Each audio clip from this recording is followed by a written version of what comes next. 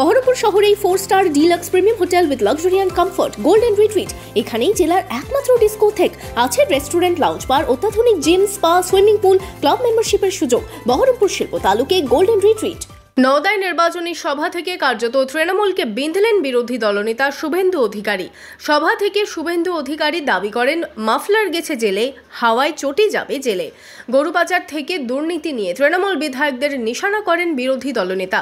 চাকরি চুরি নিয়েও তৃণমূল বিধায়কদের নিশানা করেন তিনি। মাফলার গেছে জেলে, হাওয়ায় চটি যাবে জেলে। এই জেলাতে কত চোর আছে? এনামুল জেলে, পিন্টু দুবাইতে। গরু পাচার কে নেই? শামসেরগঞ্জের বিধায়ক সিবিআই অফিস থেকে ঘুরে এসেছে। সুতির বিধায়ক সিবিআই অফিস থেকে ঘুরে এসেছে। রঘুনাথগঞ্জের বিধায়ক হাফ মন্ত্রী সিবিআই অফিস থেকে ঘুরে এসেছে।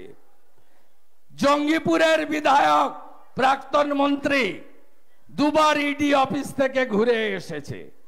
রানীনগরের বিধায়ক নিমন্ত্রণ পেল বলে।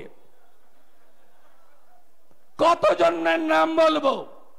চাকরি চুরি নবগ্রামের কানাই থেকে ডোমকলের জাফিকুল দোকান খুলে চাকরিগুলো বেকার যুবক যুবতীদের বিক্রি করে দিয়েছে। মনে নেই?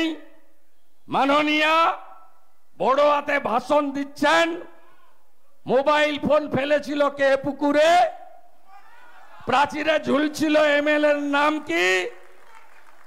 মাননীয় জীবন কৃষ্ণ।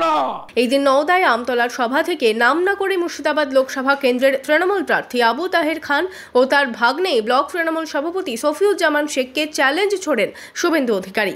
একা জীবন নয়, গোটা মুর্শিদাবাদ জেলায় কত চোর তৃণমূলের আছে বড় বড় পোস্টে, আর এখানে মামা ভাগনার অত্যাচার বন্ধ আমি করবই, বন্ধ আমি করবই। বিরাট মস্তান না?